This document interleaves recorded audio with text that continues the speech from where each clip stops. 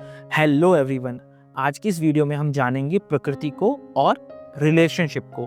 आजकल आसपास देखने को मिलता है कि रिलेशनशिप इशू बहुत ज़्यादा बढ़ गए हैं। अब ऐसा क्यों हो रहा है? तो पहले हम थोड़ा सा प्रकृति को समझते हैं। प्रकृति को हमने लास्ट वीडियो में बहुत डिटेल में समझा, बट एक ओवरव्यू देने की कोशिश करूं तो प्रकृति क्या होती है। हर व्यक्ति के अंदर 3 एलिमेंट होते हैं, एयर, वाटर और फायर। ये जो एलिमेंट है इनका एक परसेंटेज होता है। जिसके अंदर फायर एलिमेंट ज़्यादा होता है उसको हम फायर एलिमेंट का पर्सन या फिर रजस का व्यक्ति कहते हैं। जिसके अंदर वाटर एलिमेंट ज़्यादा होता है उसको हम तमस का व्यक्ति कहते हैं, और जिसके अंदर एयर एलिमेंट ज़्यादा होता है उसको हम सत्व का व्यक्ति कहते हैं। अब रजस का व्यक्ति क्या होता है? जो कुछ नया क्रिएट करने की सोचता है, जिसके जीवन में बहुत ज़्यादा हड़बड़ी है, उसको 70 साल के अंदर सब कुछ पाना है, सब कुछ उसे अपने पास चाहिए, तो ऐसा व्यक्ति फायर एलिमेंट का होता है। तमस के व्यक्ति को क्या चाहिए? वाटर एलिमेंट के व्यक्ति को क्या चाहिए? अच्छा खाना हो, अच्छी नींद मिल जाए, बेड अच्छी जगह पे हो, मूवीज देखने को मिले, यानी कि जीवन में सिर्फ आराम हो, कोई भी तकलीफ ना हो। ये लोग बहुत अच्छे रिसोर्स मैनेजर होते हैं। इनको आप एक ही काम बार बार करने के लिए बोलिए कि आपको ये काम करना है और बार बार रिपीटेड मोड पे करना है। कुछ नया काम इनको देंगे तो इनको बहुत ज़्यादा घबराहट होने लगेगी। इनको अंदर ही अंदर इनकी बॉडी का जो है रिएक्ट करने लगती है। इनको बहुत ज़्यादा डर लगने लगता है। Anger, irritation, frustration, fear, phobia, doubt, insecurity, ऐसे इमोशन के अंदर जनरेट होने लगते हैं। वहीं एयर एलिमेंट का पर्सन क्या होता है? जो वो देखता है जो किसी को नहीं दिखता। तो ऐसे लोगों की आंखें हमेशा चारों तरफ घूमती हुई नजर आएंगी। ऐसे लोगों की मुस्कान बहुत ज़्यादा अट्रैक्टिव होगी। ऐसे लोग डांस के अंदर, म्यूजिक के अंदर बहुत ज़्यादा इंटरेस्ट लेंगे। पूरी दुनिया के अंदर फायर एलिमेंट जो है वो बहुत ही प्रीशियस एलिमेंट है। क्यों? क्योंकि फायर एलिमेंट सिर्फ और सिर्फ दुनिया के अंदर 5% है। यानी कि अगर 100 लोग हैं तो उसमें से सिर्फ 5% लोग ही हैं जो फायर एलिमेंट के हैं। इसीलिए तो कहा जाता है कि 100 करोड़ की आबादी के अंदर मात्र 1% ऐसी जनता होती है जो सबसे ज़्यादा धन, वैभव, ऐश्वर्य अर्जित करती है। क्यों? क्योंकि वो सभी फायर एलिमेंट के हैं। अराउंड 75 टू 80% जो लोग हैं वो वाटर एलिमेंट के हैं, जिनको आराम पसंद है। पूरी पॉपुलेशन के अंदर 70 से 75% लोग ऐसे ही देखने को मिलते हैं, और बचे हुए जो 15 से 20 या 25% लोग हैं वो एयर एलिमेंट के देखने को मिलते हैं, जो कि कुछ आपको हेल्प करते हैं, फायर एलिमेंट को हेल्प करते हैं नया क्रिएट करने में, और वाटर एलिमेंट को हेल्प करते हैं उनके खुद के स्वभाव में, यानी कि उनको आराम प्रोवाइड करने के लिए। तो जितनी भी सर्विस क्लास है वहाँ पर सबसे ज़्यादा आपको एयर एलिमेंट के लोग देखने को मिलेंगे। ये तो हमने समझा प्रकृति को। अब हम समझते हैं रिलेशनशिप को। दो लोगों का रिश्ता जो होता है वो किस बात पे चलता है कि मैंने तुम्हारे लिए क्या किया, तुमने मेरे लिए क्या किया। ये जताया ना जाए लेकिन करते रहें हम। वो हर रिश्ते में हो सकता है। वो चाहे हमारा रिश्ता हमारे माँ बाप के साथ है, हमारे भाई बहनों के साथ है, हमारे हस्बैंड या वाइफ के साथ हमारा रिश्ता है। तो हर रिश्ते के अंदर यही एक चीज़ होती है कि हम किसी के लिए क्या करते हैं, कितना करते हैं, सामने वाला मुझे कितना अंडरस्टैंड करता है, मैं सामने वाले को कितना अंडरस्टैंड करता हूँ, बिन बोले बिन मांगे उसकी चीज़ें कितना मैं प्रोवाइड कर पा रहा हूँ, कितना उसकी बातों को समझ पा रहा हूँ।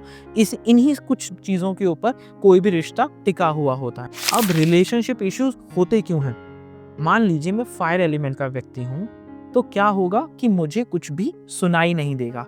कहने का मतलब है कि मैं अपनी ही धुन में कुछ मुझे क्रिएट करना है, कुछ नया बनाना है, लाइफ में कहीं पहुंचना है, तो उस दौड़ भाग के अंदर मैं अपनी ही धुन में रहूंगा, अपनी ही हड़बड़ी के अंदर, अपनी ही भाग दौड़ के अंदर रहूंगा।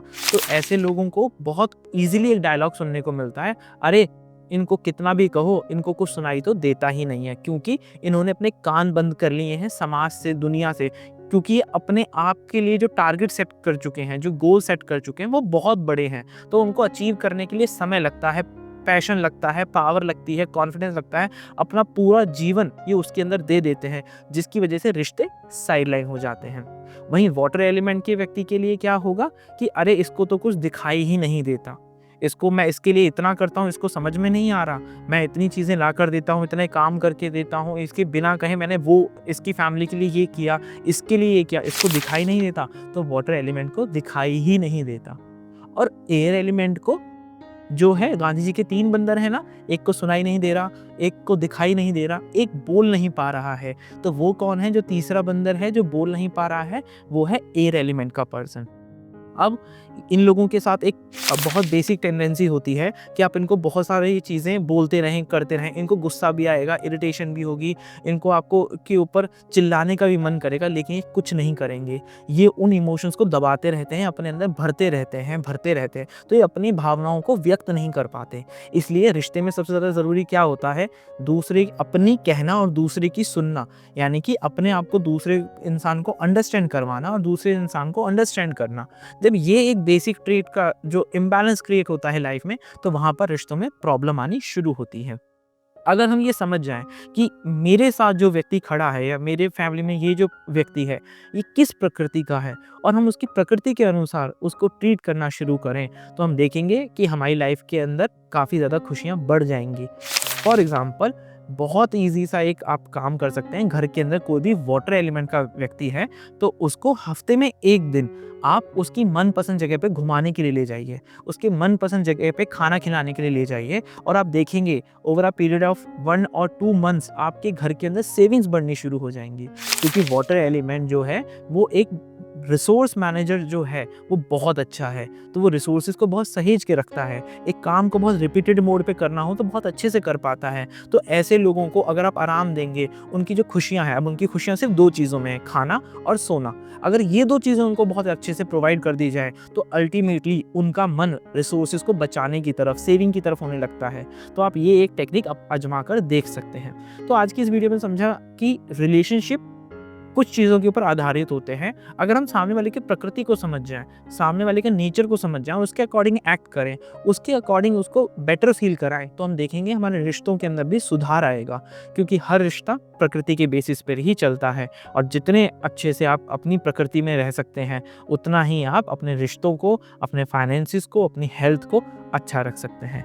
मिलते हैं इसी प्रकार की एक और नई वीडियो में। Till then be happy, be healthy. आत्मा नमस्ते।